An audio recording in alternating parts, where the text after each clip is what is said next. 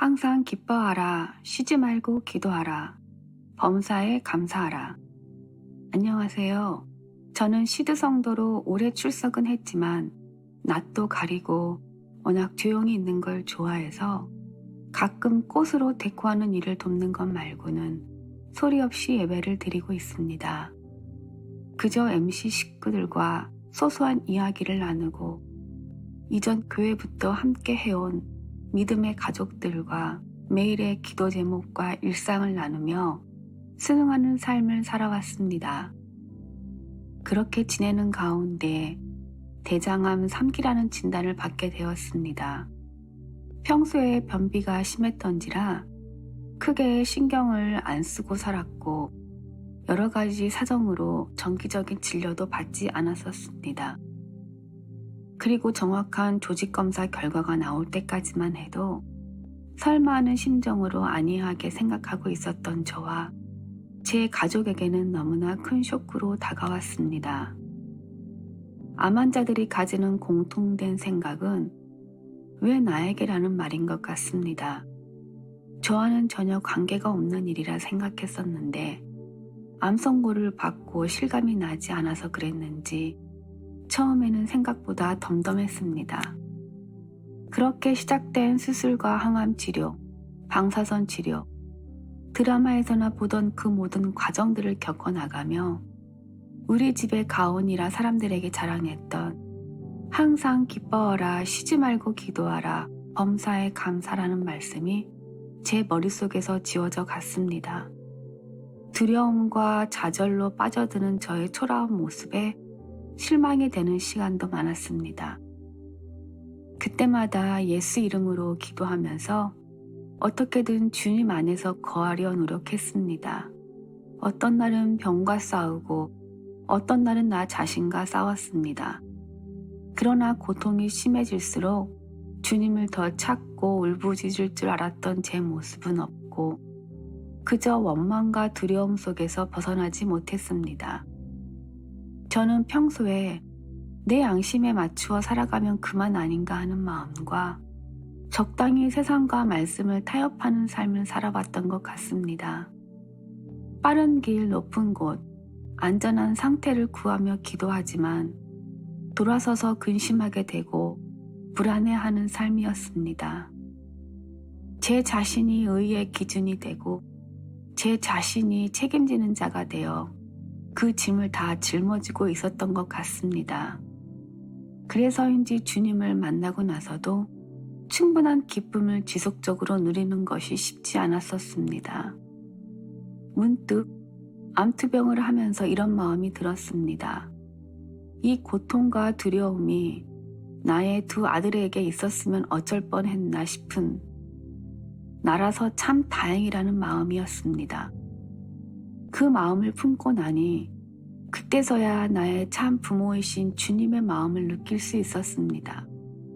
나보다 더 나를 사랑하시는 분, 그 누구보다 마음 아파하시며 눈물 흘리시는 주님의 마음을 느낄 수 있었습니다.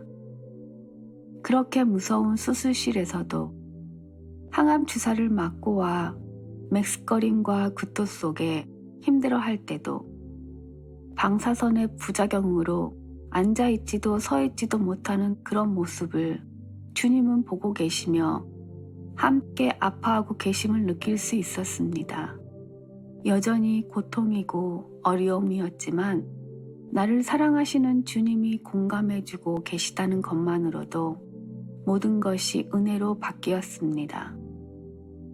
그리고 깊이 감사드리고 싶은 것은 소심한 성격의 저에게 한없는 관심과 도움, 기도로 응원해 주신 시드교회 성도님들의 사랑입니다. 저희 가까이에 있던 지체들뿐 아니라 저를 알지도 못하는 분들까지도 시드라는 한 공동체의 성도라는 이유로 기도해주며 먹을 것을 날라다주고 방문하여 격려의 말들로 힘을 준 성도님들이 너무 고마웠습니다. 멀리 가족들과 떨어져 외롭게 이민 생활을 하는 저희 가정에 성도님들과 이웃분들은 저의 형제 자매였습니다. 주님 안에서 맺어진 형제 자매는 세상의 것과 달랐습니다. 함께 아파하며 울어주시는 MC 멤버들과 목사님들, 중보 기도팀들의 기도와 응원은 치료하는 모든 순간순간을 이겨나갈 수 있는 힘이 되었습니다.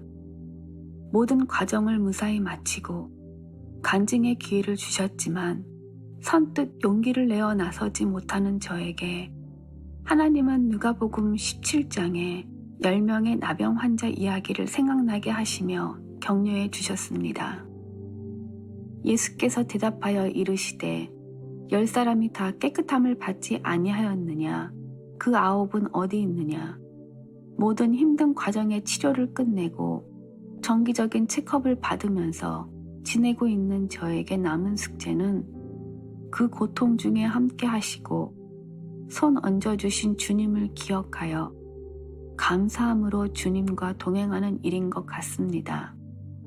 다시 돌아와 주께서 고치셨음을 고백하던 한 명의 사마리아인 나병 환자처럼 나의 치료자 되신 주님 앞에서 감사를 잘 지키고 살아내는 것인 것 같습니다.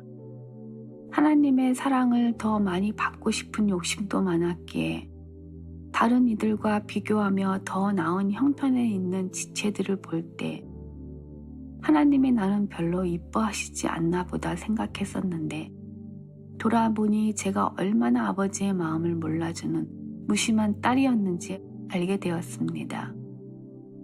이제는 어떠한 상황에 있든지 저의 자기 중심적인 생각으로 하나님을 오해하지 않으려 합니다. 대신 하나님의 약속의 말씀에 근거해 과거와 현재와 미래를 바라보려 합니다. 온전한 평안은 오직 주님과 함께 할 때임을 다시 상기하며 세상이 줄 수 없는 평안을 마음 깊은 곳에서부터 채워주시는 주님을 바라보고 나보다 더 나를 사랑하시는 주님의 사랑을 기억하며 어떠한 상황에서도 겉과 속이 같은 경건한 삶을 살아나기를 소망하며 기도합니다.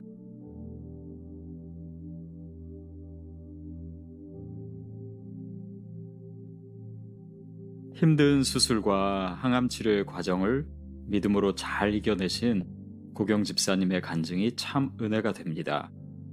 그리고 집사님 안에서 말씀하시고 또한 일하고 계신 하나님을 봅니다.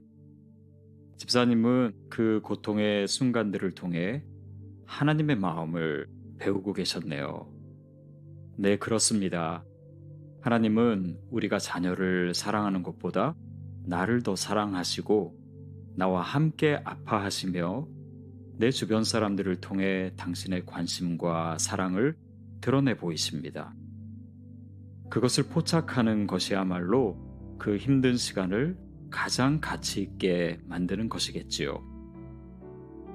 이 소중한 믿음의 고백을 마음에 담고 우리 또한 주님께 간구함으로 나아가고자 합니다. 하나님, 나에게 주신 시련의 시간조차 주님의 마음을 느끼고 배우는 시간이 되기를 원합니다. 그런 주님의 마음이 느껴질 때 우리 삶의 회복과 기적의 역사가 또한 일어날 줄 믿습니다. 고난의 시간마저 결국 감사의 제사로 드리는 하나님의 사람 되게 하옵소서. 각자 기도하시며 주님 앞으로 나아가겠습니다.